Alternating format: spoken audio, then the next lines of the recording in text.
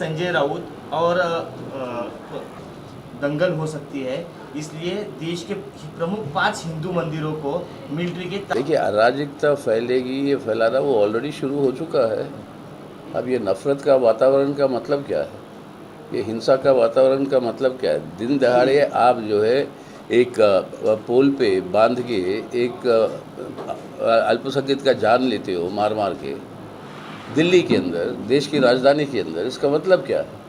Parliament के अंदर गाली गलौज होती है पर अल्पसंख्यक एमपीओं के ऊपर। ये अराजकता नहीं तो क्या है? ये नफ़रत की वातावरण फैला के उसके आधार पर हिंसा जो होगी, मतलब उसको संरक्षण देते हुए आज तक वो एमपी के ऊपर कोई एक्शन नहीं हुई। विपक्ष के एमपी कुछ भी बात बोल देते हैं, उनको सस्पेंड कर दिया जाता। इतनी गाली गलौज हुई, उन पर एक्शन क्यों नहीं हुआ? तो संरक्षण है ना सरकार का। तो यही है, ये रास्ता अराजकता का वो चलाने की कोशिश करेगी ताकि ध्रुवीकरण हो। वो चाहते हैं सांप्रदायिक ध्रुवीकरण के आधार पर वो चुनाव जीते। कुछ बड़ा होने वाला है देश में, इस प्रकार की आशंका बड़ा हो। अब सवाल यह है कि देश के लोगों को सतर्क रहना है, समझना है कि इस तरीके की चीज़ें हो सकती है, उसको असफल बनाना है। और यहाँ पर आज अपनी देश की संवैधानिक व्यवस्था और जनतंत्र को हमें बचाना है आज, इसलिए इनको सरकार से दूर रखना ज़रूरी है। कनाडा में खलिस्तानियों को मारा गया था और वो छोड़िए। संजय राउत और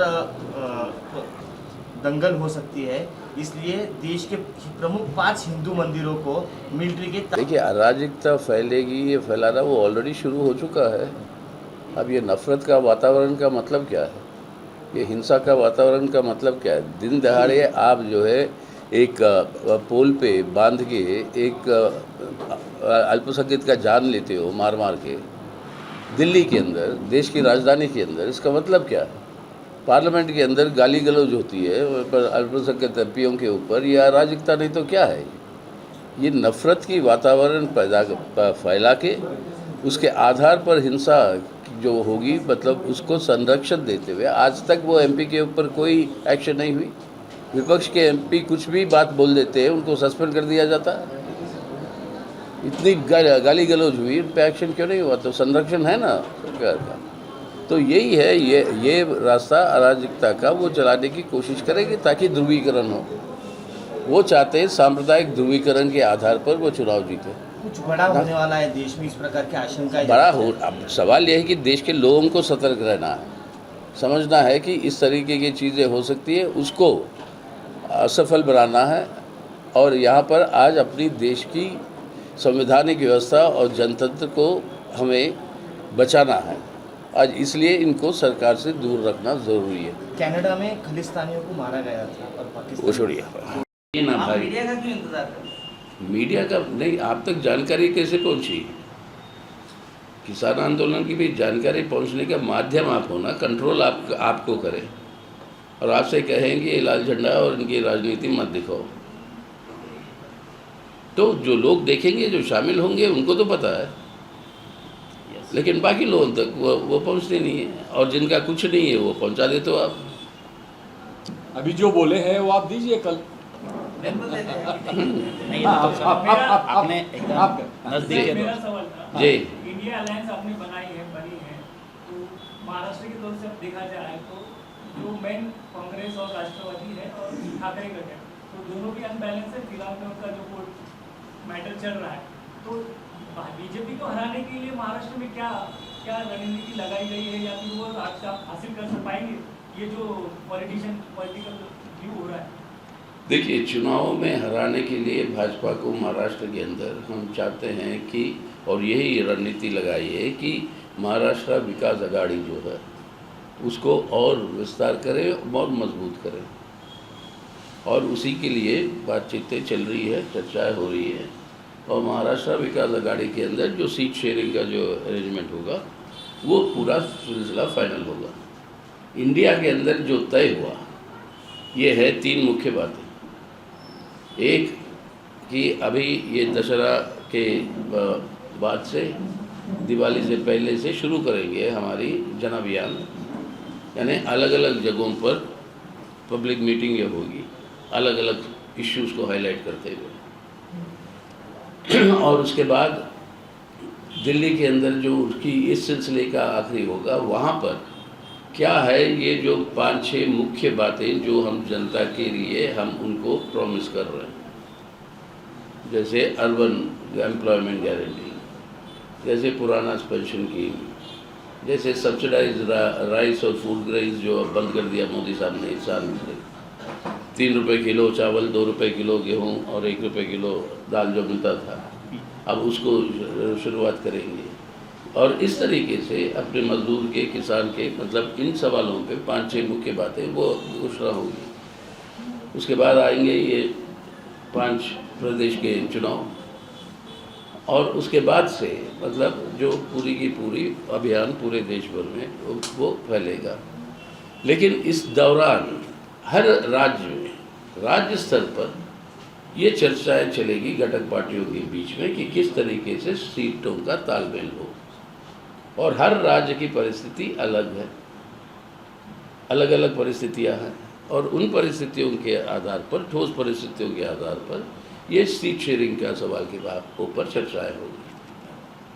देश में और भी सेकुलर फोर्सेस हैं लेकिन इंडिया के साथ में पार्टियां थे जो अभी इंडिया के अंदर जो शामिल नहीं थे, और उसी के साथ साथ आपके पीपल्स मूवमेंट्स भी थी, उसी के साथ साथ आपके ये बड़े बड़े मतलब ये पीपल्स अभियान जो कहते हो आपके NGOs के ये, या जो भी पीपल्स मूवमेंट्स हैं, जैसे उनके योगेंद्र यादव है, योगेंद्र यादव है, या बाकी हैं, NAPM है, नर्मदा बचाओ है, ये लोग सब कल ही तो एक कन्वेंशन, बड़ा कन्वेंशन हुआ था जिसके अंदर मैं शामिल होके आ रहा हूँ। यहाँ पे प्रकाश आंबेडकर जी आपके साथ में आ रहे हैं। आप वो तय करें भाई। पिछले बार भी तो कहा था तो वो आएगी, लेकिन पिछले बार कोई और रास्ता लिया उन्होंने। उनका कहना है कि इंडिया मुझे पूछ नहीं रही। तैयार है क्या? अब इंडिया जो लोग तैयार है उनको पूछेगी ना। आपकी तरफ से आमंत्रण दिया गया है? हमने कहा जो भी तैयार है, आज देश को बचाना है, इस देश को बचाने के लिए जो भी तैयार है वो स्वागत है।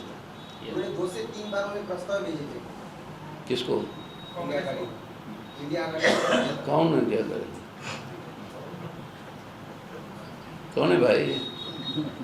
स्टेट की जो कांग्रेस और एनसीपी है, उन्होंने यानी एक इंडिया के 28 पार्टियों में किसको भेजी? कॉमरेड मल्लिकार्जुन खड़गे को खत लिखा है, ऐसा वो कहते हैं। अब उन्होंने तो बताया नहीं कभी ऐसा खत आया। खाता तो हम लोग को बताते ना, या ये लोग मतलब ऐसे लोग आना चाह रहे हैं। उत्पादन, अब कहते हैं दुनिया के तीसरे बड़े GDP ग्रोथ में हम रहेंगे। अभी G20 का जो समिट हुआ था उसमें बढ़ाया कि हमारी तीसरा पोजीशन होगा दुनिया में GDP में। लेकिन पर कैपिटा GDP यानी हर व्यक्ति को जो GDP का हिस्सा जो मिलता है, उस आंकड़े से देखे तो ये 20 देशों में सबसे नीचे भारत, सबसे नीचे। दुनिया के अंदर पर कैपिटा GDP में हमारा संख्या है 142, 180 देशों में 142 पे। अब कह रहे हो तरक्की हो रही तो किसकी हो रही है? अमीरों की हो रही है, उनके मित्रों की हो रही है, और जो बड़े बड़े उद्योगपति हमारे प्रधानमंत्री के मित्र हैं।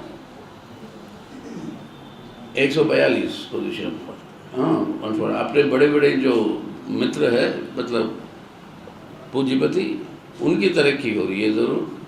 अमीर होता जा रहा है, गरीब होता जा रहा है। तो ऐसी हालत में इस सरकार के आर्थिक नीतियों को बदलने की ज़रूरत है। मोदी साहब के 10 साल का अगर आर्थिक आंकड़ा निकालना चाहते हो तो 2 भारत का निर्माण हो रहा है। एक है आर्थिक पैमाने पर, एक है चमकता भारत उनके मित्रों के लिए, अमीरों के लिए, और दूसरा है बहुमत देशवासियों के लिए एक तरसता भारत। तो ये है इसलिए 2 भारतों का, एक चमकता एक तरसता। अब इन दोनों भारतों के बीच में ये मुकाबला अब आने वाले चुनाव में यही होगा कि जनहित में नीतियों को लागू करें। हमारे संविधान की रक्षा के लिए हम जो है कदम उठाएं, इस संविधान को बचाना है। संविधान जो अधिकार देता है हमारे नागरिकों को, उन अधिकारों की रक्षा करनी है। और ये चारों मुख्य स्तंभ, जो मूल स्तंभ, बुनियादी स्तंभ जिनके बारे में मैं जिक्र कर रहा था, इनको बचाने की आज ज़रूरत है। इसलिए सभी धर्मनिरपेक्ष पार्टियां इकट्ठा होकर ये इंडिया के ग्रुप में शामिल हुए हैं, आए हैं। एक ही मकसद है इधर कि आज के दिन भारत को बचाना है, ताकि आने वाले दिन एक बेहतर भारत को बनाना।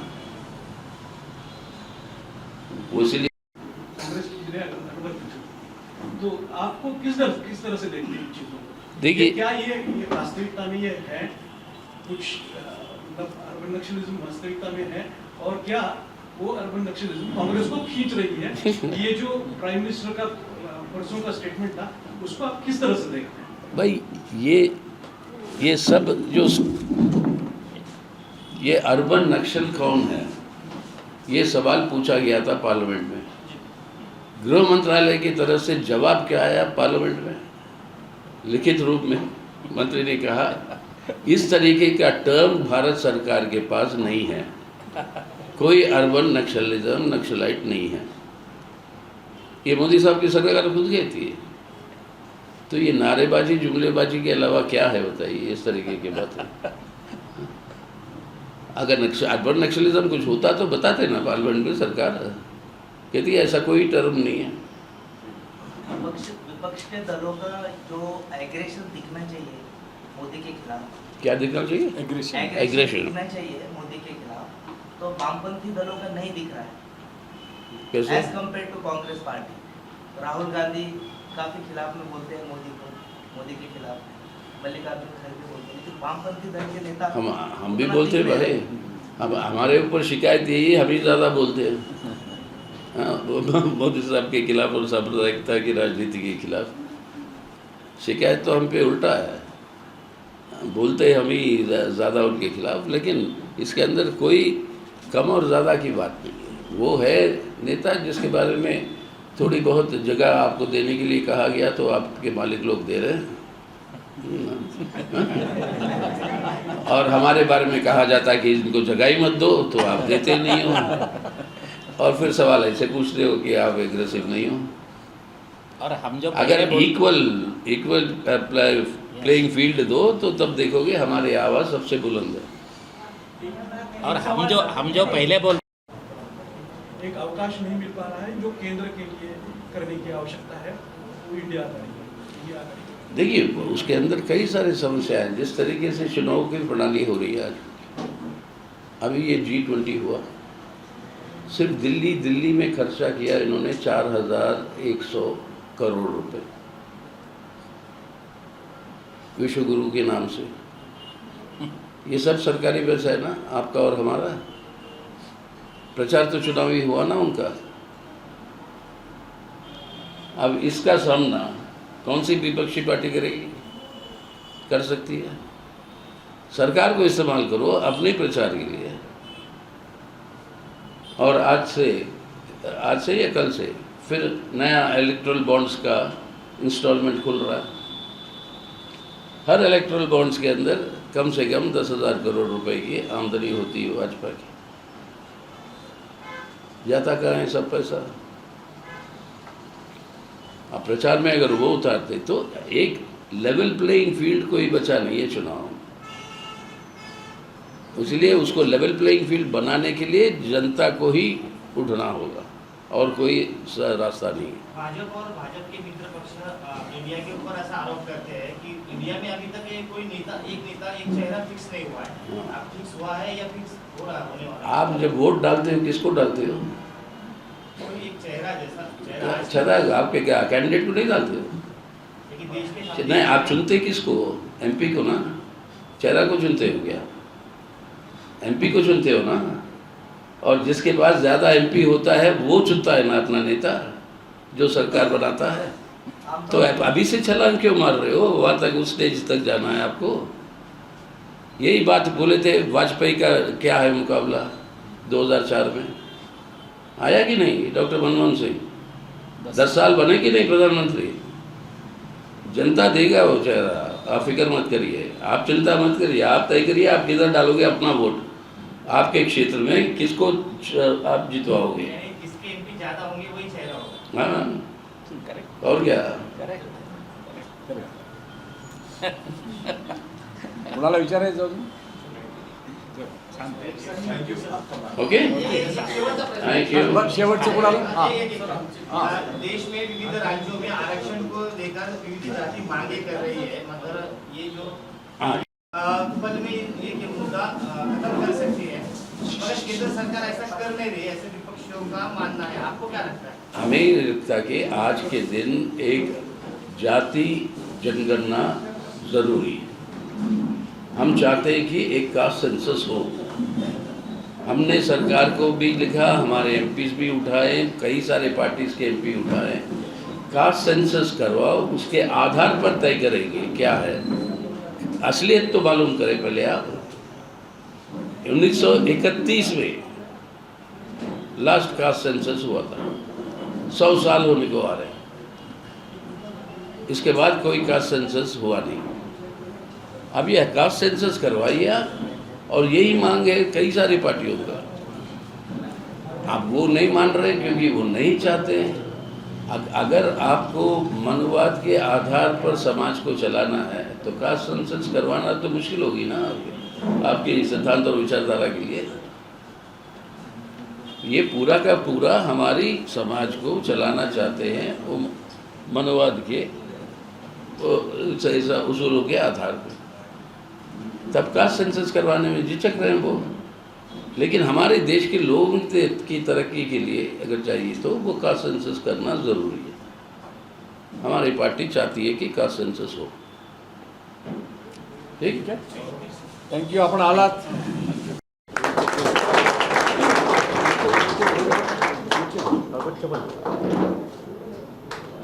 कांग्रेस जितने मित्र को लाल सलाम, इनकलाब जिंदाबाद, सीपीआईएम जिंदाबाद,